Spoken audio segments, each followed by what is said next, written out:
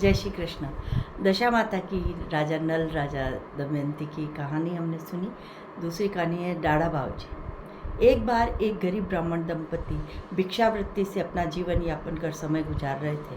विधि की विडंबना थी कि जब भी ब्राह्मण भिक्षावृत्ति के लिए जाता, एक सेर से ज़्यादा अनाज नहीं ला पाता था। एक गांव जाता तो भी एक सेर अनाज, और 2-3 गांव जाता तो भी एक सेर से ज़्यादा अनाज उसे नहीं मिलता था। घर में प्रतिदिन पत्नी उसने ताड़ना देती थी, इतने से अनाज से घर कैसे चल पाएगा, कैसे मैं काम करूंगी। रोज के किच किच से परेशान उदास ब्राह्मण एक बगीचे में जाकर बैठ गया।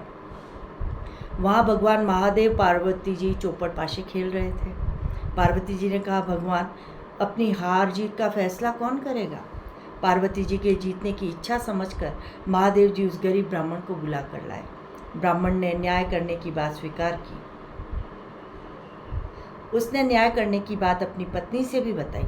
पत्नी खुश हो गई और बोली, आप वहाँ अच्छा सोच समझकर न्याय करना, जिससे हमें ज़्यादा से ज़्यादा धन मिले। ब्राह्मण प्रतिदिन जाने लगा। पहले दिन महादेव पार्वती जी खेलने लगे। ब्राह्मण ने देखा महादेव जी जीत गए, लेकिन ब्राह्मण ने सोचा कि महादेव जी तो वलकल वस्त्रधारी हैं, इनके पास तो कुछ भी नहीं है। माता जी स्वर्ण गहनों से लदी हुई हैं, सज्जित हैं। मैं माता जी जीते यही कहूँगा। प्रत्यक्ष में उसने माता जी से झूठ बोलकर माता जी से स्वर्ण झाल इनाम में पा लिए। रास्ते में प्रसन्नता से झाल उछालता हुआ घर की ओर आ रहा था कि एक चील झपट्टा मार के झाल चुरा कर ले गई। उदास मन हो घर के कोने में आकर सो गया। दूसरे दिन ब्राह्मण पुनः झूठ बोलकर माता जी से स्वर्ण मुद्रिका ले घर की ओर चला। रास्ते में नदी पर पानी पीने उतरा।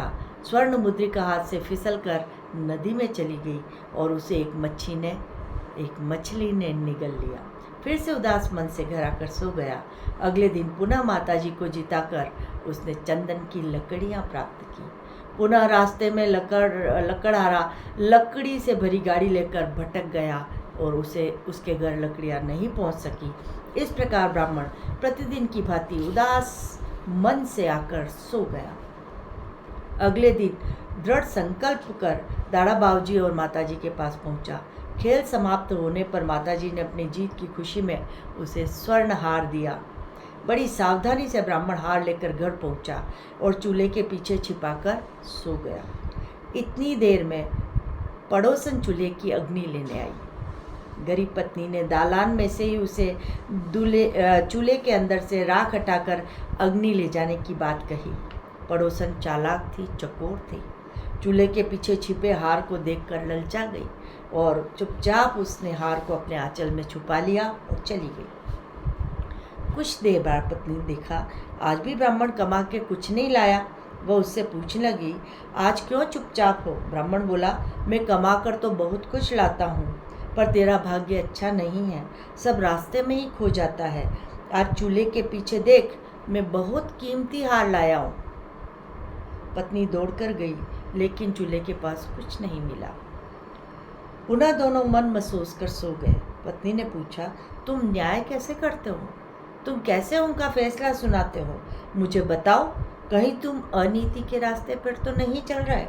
ब्राह्मण बोला, हमेशा महादेव जी जीतते हैं, पर उनके पास तो कुछ देने के लिए नहीं है, इसलिए मैं झूठ बोलता हूँ और माता जी जीते कहकर माता जी से प्रतिदिन एक स्वर्ण आभूषण प्राप्त कर लेता हूँ, पर भाग्य उन आभूषणों के लायक नहीं है। लाता हूँ, सब गायब हो जाते हैं, इसलिए सभी गहने दुर्भाग्यवश घर नहीं ला सकता हूँ। पत्नी बोली, तुमने बहुत से गहने इनाम में लिए, पर रोज तुम झूठ बोलते रहे। आज दोनों के खेल के बाद तुम सच बोलना। सच में बड़ा बल है, सच बोलने से जरूर हमारा भाग्य चमकेगा। पत्नी की बात सुनकर ब्राह्मण ने सोचा, मैं रोज झूठ बोलता हूँ, आज सच बोलूँगा। चौपड़ पाशा खेल प्रारंभ हुआ। खेल समाप्त होने पर हमेशा की तरह महादेव जी जीते। ब्राह्मण ने कहा, ब्राह्मण, आज तुम सच बोले, पिताजी जीते ऐसा कहते हो। महादेव जी इतना सुनते ही ब्राह्मण से बोले, क्या बात है, आज तुमको किसने सिखाया है? क्या सिखाया है? रोज़ तो माताजी का पक्ष लेते हो, आज सच कैसे बोल रहे हो? ब्राह्मण पश्चाताप करने लगा। रोज़ तो मैं धन के लोभ में झूठ बोलता था, लेकिन वह सब मेरी किस्मत में नहीं था। आज मैं सच बोलकर न्याय कर सकता हूँ। महादेव जी ने अपनी जटा खंगाल कर एक खोटा सिक्का उसे दिया। महादेव जी बोले, मैं तो सन्यासी हूँ, यह एक सिक्का है, जो भी रास्ते में तुझे पहले दिखाई दे वही तुम खरीद लेना। ब्राह्मण उदासी से सिक्का लेकर चला गया। रास्ते में सबसे पहले एक मछुआरा दिखाई दिया। मजबूरी से मछली लेकर घर पहुंचा और कोठी के पीछे मछली डाल दी। बड़ी प्रसन्नता से बोला, आज सच बोले थे, क्या हुआ? पत्नी बोली, बताओ बताओ, आज तुम सच बोले तो क्या हुआ? पति ने कहा, देख, तेरे सच का परिणाम कोठी के पीछे पड़ा है। पत्नी ने जैसे ही कोठी के पीछे जाकर देखा, मछली स्वर्ण हीरे से जड़ी हुई थी, मोतियों से लदी हुई थी और उसके मुंह में स्वर्ण मुद्रिका फंसी हुई थी। पति पत्नी प्रसन्नता से मछली को निकालकर धन सहेजने लगे। तभी एक लकड़हारा चंदन की लकड़ियां लेकर आया। पति प्रसन्न होकर बोली, देखो, ये गाड़ी भी मुझे माताजी ने दी थी। जब वह लकड़ियां छत पर जमाने लगा तो वहां देखा कि स्वर्ण झाल जो चील झपट्टा मारकर ले गई थी वह छाजे पर अटका पड़ा था। पति प्रसन्न हो पत्नी को इनाम में पाई सारी वस्तुएं दिखाने लगा। कुछ ही देर में पड़ोसन मुस्कुराती हुई आई। अब उसकी लोलुपता खत्म हो गई थी, लालच समाप्त हो गया था। उसने कहा,